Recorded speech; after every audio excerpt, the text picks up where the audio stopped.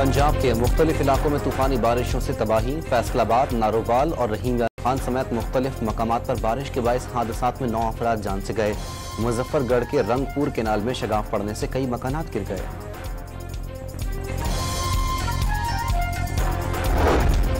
बलूचिस्तान में मानसून का धुआंधार स्पेल। जैकबाबाद में बारिश के बाइस घर की छत गिर गई। माँ बेटा चल बसे। बलूचिस्तान के कई शहरों का जमीनी राब्ता कट गया। कोयटा चमन रेलवे पटरी कई मकामात पर बह जाने से ट्रेनों की आमदोरफ्त मुअत्तल। अंदरूनी सिंध कई शहरों में मूसलाधार बारिशों के दौरान मुख्तलिफ हादसात में 3 जानें चली गईं। घोटकी में भी जिंदगी उथल पुथल। दादू की गाज नदी में मुख्तलिफ नदियों में तुक़यानी। 100 से ज्यादा देहात का जमीनी राब्ता मुनक़ता। चेयरमैन पीपल्स पार्टी बिलावल भुट्टो ने सिंध में बारिश से नुकसानात की रिपोर्ट मांग ली। वजीर आला सिंध ने तमाम बल्दियाती इदारों और जिले इंतजामिया को शहरियों और देहातों में पानी की निकासी यकीनी बनाने की हिदायत कर दी।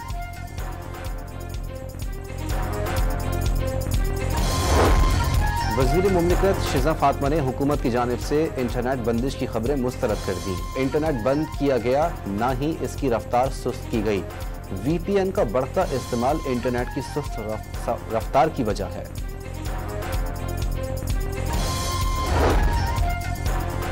मुखालिफिन को अवाम को बिजली के बिलों में रिलीफ हजम नहीं हो रहा। पंजाब हुकूमत ने अपने अखराजात कम करके रिलीफ दिया। दीगर सूबे भी अवाम को रिलीफ दें। सीनियर वजीर मरियम औरंगजेब की प्रेस कॉन्फ्रेंस।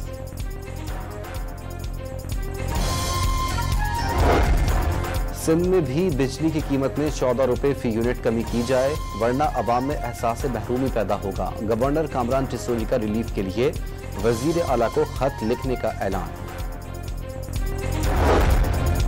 और नेशनल स्टेडियम में तामीराती काम के बायस पाकिस्तान और बांग्लादेश का दूसरा टेस्ट मैच कराची से रावलपिंडी मुंतकिल। शायकीन भी लुत्फ अंदोज हो सकेंगे।